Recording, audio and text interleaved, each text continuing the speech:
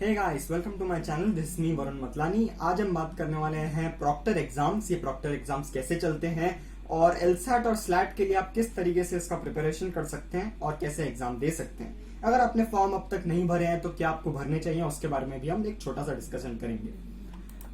Basically अगर आप slate और एलसैट का सिलेबस देखना चाहें तो उसको मैंने डिस्क्रिप्शन में डाल दिया है। शायद स्लैट ने कुछ चेंजेस किए हैं और 18 मार्क्स का कर दिया है। 120 मार्क्स का ये एग्जाम रहेगा और पीआई और वैट जैसे होता है हमेशा वो भी रहेगा।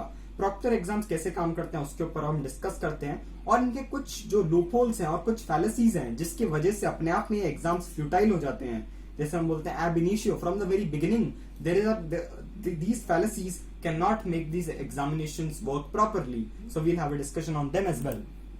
प्रॉक्टर सॉफ्टवेयर के बारे में बताऊं उससे पहले मैं अपने बारे में आपको बताता हूं। I am Varun Matlani. तो 2017 से मैं एजुकेशन स्पेस में रहा हूं, एडटेक स्पेस में रहा हूं बेसिकली, और सॉफ्टवेयर डेवलपमेंट किया है काफी सारे एजुकेशनल इंस्टीट्यूट्स के लिए। तो I have a fair idea of how these testing services work, how online LMS works, and I know the back end of these workings. तो मैं आपको एक बेटर व्यू दे पाऊंगा कि कैसे आप बेटर इन एग्जाम्स को अटेम्प्ट कर सकते हैं। प्रॉक्टर सॉफ्टवेयर इंडिया में या वर्ल्ड वाइड जो यूज किए जाते हैं वो बेसिकली 3 से 4 हैं। मर्सर, टीसीएस के कुछ सॉफ्टवेयर हैं, proctor view, Talview et cetera. तो इन चारों में से बेसिकली मर्सर या टीसीएस यूज होने वाला है। क्राइस्ट ने टैल व्यू यूज करना शुरू किया था लेकिन it did not work well. तो बेसिकली होगा यही कि आपको 5 से 10 मिनट का एक मॉक टेस्ट दिया जाएगा पहले, कुछ टाइम पहले ही। जैसे अगर मई 31 को एग्जाम है तो आई गेस 28-29 को आपको बोलेंगे आप ऑनलाइन एग्जाम दो, और उसके बाद अगर कोई फैलेसी वहां पे फाउंड आउट हुई तो मई 31 के एग्जाम को उस हिसाब से चेंज किया जाएगा जैसे क्राइस्ट में हुआ था।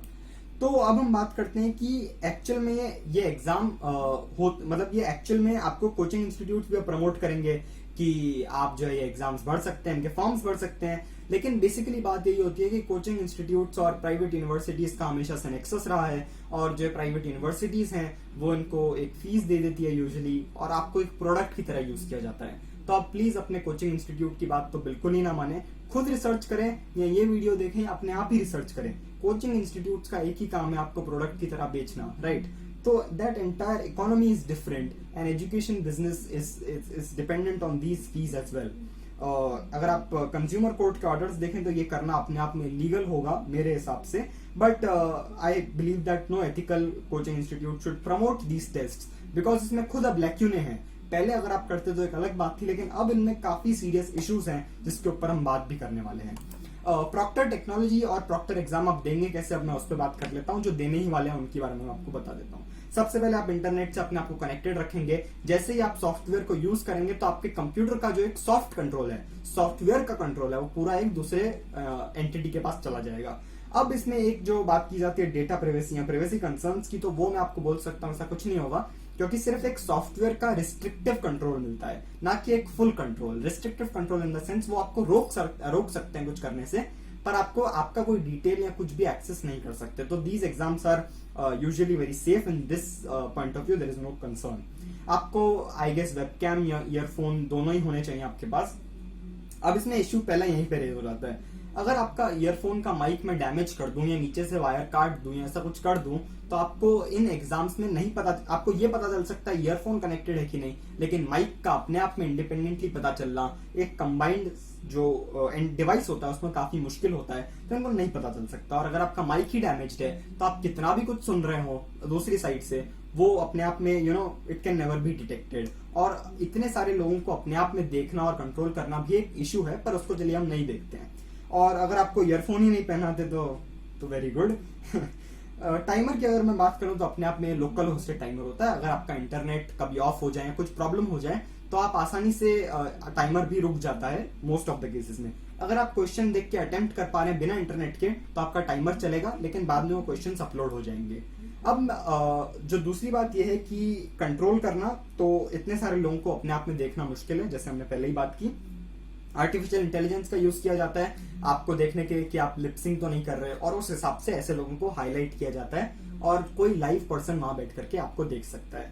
दूसरी बात यह कि आर्टिफिशियल इंटेलिजेंस खुद भी आपको रोक सकता है कभी भी ये एग्जाम के बीच में, लेकिन ये मुझे लगता है आपके लेवल पे थोड़ा हार्श स्टेप होगा, इसलिए यूनिवर्सिटीज इसको नहीं कंसिडर कर रही होंगी। अगर आप एक्चुअल में देखें क्लैट क्यों ऑफलाइन गया था, तो उनको तो प्रॉब्लम ही वहां हो गई थी कि ऑफलाइन सेंटर में ही इश्यूज हो गए थे। जब ऑफलाइन में इश्यूज हो सकते हैं और क्लैट जैसे सर्विस प्रोवाइडर को, क्लैट जैसे एग्जामिनेशन में इशू हो सकते हैं, तो स्लैट और एलसैट का कोई अपने आप में बहुत बड़ा, मुझे नहीं लगता इतना सिक्योर सिस्टम हो सकता है। दूसरी बात, ये एग्जाम्स बने क्यों थे, जैसे हमने डिस्कस किया था कि एक्चुअल में एग्जाम्स हुए थे कि रिक्रूटमेंट के लिए हो। अगर एक कंपनी रिक्रूटमेंट करना चाहती है तो उन सॉफ्टवेयर कंपनीज को बोलती है कि आप एप्टीट्यूड बेस्ड क्वेश्चंस बताओ, जैसे लॉजिकल रीजनिंग हो गए, जिसका फैक्ट आसानी से इंटरनेट पे ना मिले, फिर आप घर बैठे दो, या घर बैठे भी एक्चुअल में नहीं होता है, लेकिन घर बैठे भी दो तो आपको खुद सॉल्व करना ही पड़ता है। और दूसरी बात, ये ओमनी सिस्टम होता था, मतलब कि आपने यहाँ पे टेस्ट दिया और आपके 3 से 4 राउंड के HR राउंड्स होंगे, जिसमें आपकी टेक्निकलिटी भी पता हो जाएगी और सब पता कर सकते हैं। तो there this works but not in your school और कॉलेज लेवल एग्जामिनेशंस। दूसरी बात जो मैंने कहा, ओमनी सिस्टम, अगर तो PI और वैट जो है वो ऑफलाइन हो जाए तो देयर इज नो इशू, फिर इसमें इशू का कंसर्न ही नहीं होगा। लेकिन PI और वैट भी ऑनलाइन ही हो रहा है तो वहां भी कॉपी करना आसान है। तो पूरी बात यह कि अब लूप होल्स क्या है इसके, मैं आपको वो दर्शाऊं तो, और इसमें क्यों कोई पॉइंट ही नहीं है ऐसे एग्जाम कंडक्ट करने का। ये बात यह है कि देखिए, मेरा लैपटॉप यहाँ पे है, मेरा फोन यहाँ पे और मेरा माइक यहाँ पे कनेक्टेड है। आप सिर्फ मुझे देख सकते हो, आप तो मेरे लैपटॉप को भी नहीं देख सकते, राइट। अब आप वैसे ही होगा कि आपके लैपटॉप के कैमरा और माइक्स डिवाइस सब कुछ आपको दिख रहा होगा। यही एग्जैक्टली आप समझ लीजिए, ऐसा एक पिक्चर जो है आपके एग्जाम में आपको दिख रहा है। लेकिन क्या आपको पता है इस तरफ मेरे कैमरा के इस तरफ कौन बैठा है? नहीं। अगर आप अपने सॉफ्टवेयर, अपने कंप्यूटर में कोई भी ऐसा सॉफ्टवेयर यूज करते हैं जिससे स्क्रीन शेयर हो जाए तो ऑफ कोर्स आप पकड़े जाएंगे। लेकिन अगर आप इसमें हार्ड केबल्ड कनेक्शन यूज करें जैसे HDMI या VGA, तो आप एक टेलीविजन पे अपना स्क्रीन टेलीकास्ट कर दें, और लोग करते हैं, टेलीविजन पे अपना टेलीकास्ट कर देते हैं स्क्रीन, और उसके बाद वहां पे असिस्टेंट्स बैठ के आपको 1 2 3 या कोई भी आपको बता सकते हैं कि क्या ऑप्शन होना चाहिए। आपका पूरा एग्जाम कोई और सॉल्व कर सकता है। वैट में भी यही होगा। PI में करना थोड़ा मुश्किल है, लेकिन फिर एडमिशन तो मिल ही जाएगा लोगों को। और तो इसलिए क्या होना चाहिए कि बेसिकली आपको टाइमिंग कंस्ट्रेंट रखना चाहिए, लेकिन कोई टाइम कंस्ट्रेंट नहीं रखा गया। दूसरी बात, इसमें अगर आप PI में कोई इशू आता है, कि समझिए राम मंदिर का इशू आ जाता है, तो मैं ये रिपीट कर सकता हूँ, yes sir, so we'll talk about Ram Mandir, और राम मंदिर के सारे पॉइंट जो है मेरे एक ईयरफोन एक दूसरे ईयरफोन में लगाऊं, कोई मुझे बता सकता है। और ये सब बहुत आसान है सुनने में। अगर आपको, it is not easier said than done, it is easier done than said. तो मैंने जो आपको समझाया शायद डिफिकल्टी हो, लेकिन आप करने बैठोगे तो 2 मिनट का काम नहीं है ये। तो बेसिकली इसलिए मुझे लगता है कि डिजर्विंग स्टूडेंट्स को एक अपॉर्चुनिटी ऐसे एग्जाम से नहीं मिलेगी। जो क्राउड अब इस प्रॉक्टर के थ्रू आएगा, वो क्राउड अपने आप में क्वेश्चनेबल होगा, और ऐसे क्राउड का क्या ही प्लेसमेंट होगा, और पूरे 5 साल तक एक बहुत बड़ा लैक्यूने लगा रहेगा, एक बहुत बड़ा धब्बा लगा रहेगा पूरे स्टूडेंट कम्युनिटी पे। तो ऐसे एग्जाम्स को कंडक्ट करने का मेरे हिसाब से कोई पॉइंट नहीं है। अगर आपको लगता है कि आप फिर भी एग्जाम्स देना चाहते हैं तो बिल्कुल दीजिए, लेकिन मुझे तो अभी भी ये लगता है कि अगर मेजॉरिटी ऑफ द स्टूडेंट्स ये सारे जो मैंने पॉइंट आउट किए हैं वीडियो में, वो सब एक नोट बना करके ईमेल करें, स्पेशली स्लैट को, क्योंकि मुझे लगता है वो एक अंडरस्टैंडिंग यूनिवर्सिटी है, वो एक ही यूनिवर्सिटी कंडक्टिंग बॉडी है, और वो अपने आप में एक बहुत ही पैसा खींचने वाली यूनिवर्सिटी नहीं है। तो शायद वो मान जाए और शायद वो इसको डिले कर दे। तो इसको, अब प्राइवेट यूनिवर्सिटीज का यही होता है कि आपको जल्दी से जल्दी एडमिशन दिया जाए, पैसे लिए जाए, ताकि अपनी फंडिंग बरकरार रहे। और दूसरी बात यह, क्लैट जितना एक्सटेंड हो रहा है उतनी अपॉर्चुनिटी बढ़ रही है।